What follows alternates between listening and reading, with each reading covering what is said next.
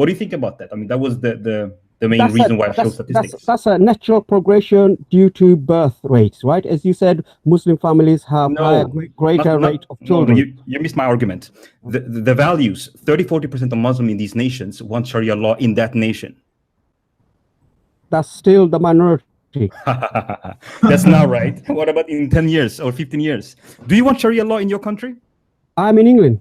Yeah, do you want Sharia law in UK?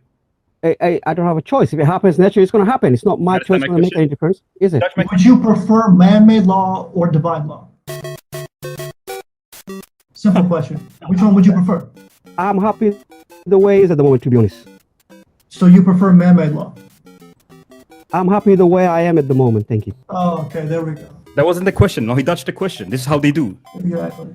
So if Sharia couldn't be implemented in UK, would you want that? What is Sharia? Are you talking about Umar's what do you call that? Covenant, Umar's covenant, yeah? Is that what you're talking about? Or are you talking about Sharia straight from the Quran? Sharia, like the scholars explain it, derived from the Quran and the Hadith. The Sunnah of the Prophet. Sunnah of the Prophet is not the same Sharia as the Quran. So we go by Quran, what the Quran says, right? That's fine. Sunnah of the Prophet, obviously, we have to authenticate what is Sharia as you understand it. That's the question. Look, okay. No, don't save him. Let him answer. No. Sharia as I understand. Give me an example of what I understand of the Sharia. Then I'll see whether if it's the same thing. You define it. We know about the Sharia. There's hudud punishment, basically. Hudud punishment. You're talking about cutting off the hands and execution, things like that, right? Yeah. Well, if you follow the true Sharia, the true way, and so on, yeah, I don't think anyone will get hudud punishment. Because how are you going to get 4 witnesses and so forth? You're dodging the question. I asked, do you want that if you have the chance to implement it? Do I believe in capital punishment? Yeah, I believe in capital punishment for certain things. So would you want Sharia all over the world if it could be implemented? It's not up to me. That's not the question. No, but he's answered it though. It's not up to him, isn't it? No, he asked something I did not ask. His answer. No, he said it was not. Hey, listen, I want a lot of things in my life. I don't get what I wish for, yeah? So me answering that question, it doesn't really solve anything. Let's live in a reality, yeah? Okay, so wait, if the UK became 51% Muslim, would that be, Bangladesh is 85% Muslim, still not Sharia. I'm saying if the demographics change and like a majority. I'm just giving you a real life scenario. I've given you a real life scenario where the majority is 85%. Let me finish. Yeah. You're just going to keep interrupting me. Fine, just keep talking. So I'm trying to understand. How come all these Muslim countries haven't got Sharia law? I don't understand what's going on. You tell me. Hold on, he dodged the question. TJ, do you want to finish? No. Screw it. So this is basically how you deal with Muslims. You ask them this question, they will run away, run. It's like an airplane. It won't land. Okay, not all Muslims, but a lot of dishonest people. This is why people don't trust you. Just say it. I mean, as a Muslim, as a Sunni Muslim, I'm not an extreme Muslim. As a Sunni Muslim, if the world's going to turn Islam, then it is will of Allah. It's nothing to do with me. All right, so that's what you want. Why won't you just be honest? Why will it be like an airplane that's not landing? No. It is not my choice. It is not my choice. How do you define it? Taqiyya, listen, brother. Taqiyya. Okay, yeah, finish. it is not my my choice. I do not have a choice in this matter, right? I do not have that. If whatever Allah wills, it will happen. Simple as that. It is not in your choice. It's not in your hand. It's not in my hand. If Allah says that world will become Muslim, it's going to become Muslim. At the same time, Allah says the world won't become Muslim. There'll be a minority at one stage. Yeah, but the thing is, you're part of that organization. So all right, my brother. Let's see who is this. We got my brother. Gain knowledge. Okay. I don't want everybody. What's going on, brother? What's good, man? Salam. I don't want everybody to be badgering the brother. The brother has answered a lot of the questions, and I think we're trying our very best to entrap him, right? And I don't want to try to entrap the brother right now. Hey, man, it ain't easy to entrap me. I've watched your show too many times. So, my brother has said, so you're happy with the laws of the UK at present? Yeah, I got no issues with that. You know, I mean, I said that I think we discussed about the British values before, and I was the one who's supporting the British values. So yeah, I'm okay with the UK law. As a matter of fact, if I'm not mistaken, you probably know more about Islam than me, but there is, if I'm not, is in Hadith or is in Quran. When you go to a non-Muslim country, you are a guest and you obey the laws of the land unless it is something that is haram. Now, England isn't forcing you to do anything. Can let you practice your religion in peace, open your mosque, get on with your life, and do what you go do. You don't have to do any haram activities. So, in a way, I respect that. All right. I know everybody wants to do some more, but let's leave it as that, man. Let's leave it as that. So, where we at right now? Where we at? So we were talking about mocking and criticizing. Okay, so let's do this actually. Since we're talking about mocking and criticizing, can I just ask him, if we would do the same thing in Mecca and change that, would he be okay with that? Me personally? First, Kalam, if he allows me to ask this question. yeah. Okay, so if we came in as non-believers, as refugees, and we come into Mecca and we want to install gay nightclub outside the Kaaba, and we install our traditions on you, Wes, would you be okay with that? I'm not from Saudi and I'm not government Saudi, so I can't answer that. But me personally, end of the day, I live in Western society. It happens in UK. I don't see any problem. What was my question? Okay, I'll repeat it one more time. If we would impose our values, Western values, in Mecca, Medina, how would you feel about that? And now our numbers are increasing. Listen, brother, if you look into history, you have imposed your Western values in Muslim countries before, and there was no issues then. Bangladesh was a Muslim country. Hold on. Okay, so I will curse them for doing the colonization, all right? Now, my question for you is, if we would do that thing, have gay nightclub outside Mecca, Medina, or Kaaba in Mecca, Medina, how would you feel about that? We implement our values. Do you believe in democracy? Will you answer my question with a question? Do you believe in democracy? Will you answer my question with a question? I'm going to answer it. Do you believe in democracy? If the majority of the people, you cannot be hypocrite. If the majority of the people do not want that, then you go with the majority. That's how democracy works. Now, if the majority of the Muslim people have no objection with that, then I got no objection with that. Yeah, who am I to say?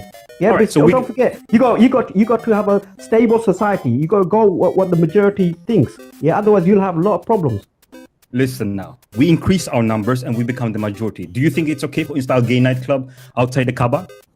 If you're the majority and if there was a referendum, then what can I say about that? All right, thank you. You answered my question. Yeah, I would like to add in again. Criticize and mocking is not the same thing. Good point. It's not the same thing, is it? Okay. Asking questions and mocking somebody is two different things. See, if we mix up these two words, then we won't get anywhere. We have to define mocking and what it brings, and criticize what we get from it. I know for sure that we teach our children, do not mock. It's not a good thing. Oh yeah, I mean, exactly. If you're asking questions of somebody about their religion in terms of how it works and this and that, I'm sure they won't be offended. But if you start mocking them, going, taking the mick, then obviously human nature is going to kick in, and then people are going to get offended. Yes. So then people's feelings should be taken into consideration. Now the problem is this: is that common sense is not a common thing. Not everybody has common sense. So somebody might think something is funny when it's not. Can I say something? Yeah, go for it. Yeah, it seems like everybody in the panel are paranoid, man. Seems like everyone thinks that Muslims are going to take over. Yeah, Taqiyya has shown some stats and what the poll says. And as you know, you go take stats and polls with a pinch of salt. Yeah, we know what happened with the referendum. We know what happened with the election. So you can't tell what's going to happen in 30 years. However, what I do know, if it does increase from 8% to 16% in the UK, instead, at the moment you might have 10 people asking for Sharia. In 2050, you'll have 20 people asking for Sharia. So what? It doesn't mean nothing. If you look at realistically, if you look at the majority Muslim countries like Indonesia, Pakistan, Bangladesh, they're majority Muslim countries. They can't even get Sharia in those lands, let alone Europe. So I don't think everyone should be on the bandwagon of thinking, Islam's going to take over, Sharia is going to take over. If it's going to happen, it's going to happen naturally, not because of overpopulation. tides change over time. Anything can happen in next 30 years. A lot of Muslims in Europe came for economic reason. If Europe is not wealthy in next 30 years, Muslims and other people will move out of Europe and go somewhere else. So it's not purposely come to Europe to implement Sharia or to make an Islamic state.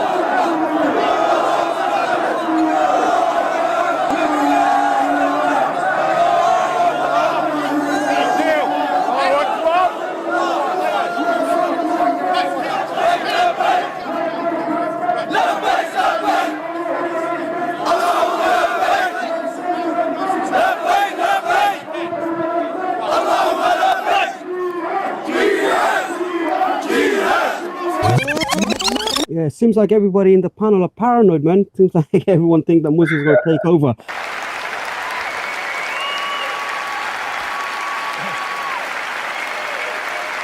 Kalam, can I reveal some stats on Sharia law in the West? How much support it has? A couple of countries, Please 3, 4 do. countries. Okay, because first you have to diagnose the problem before you come with solutions. So here's a survey from UK in 2006.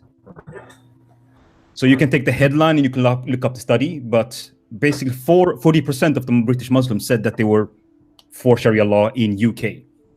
That's 2006. Another study was conducted 2016. Can you see my screen? Yes. Yeah. Yes. Can you see my screen? Okay, beautiful. Yeah, so here you have 23% that want Sharia law. That's 2016. The previous one was 2006. What about France? Well, this is from 2016. This is Washington Post revealing this. Here you have the heading. And then if you go down, I highlighted here. 29% said that they want Sharia law in France. So you see the problem is, around 20 to 30%. Or 40%, I would say. What about Denmark? Well, Denmark, 4 out of 10, according to one survey, they want Sharia law in Denmark. That's 40%. What about America? This is a survey from 2015. Can you see the date? Yeah. Okay, so you can look it up later. This is quite interesting. So they asked.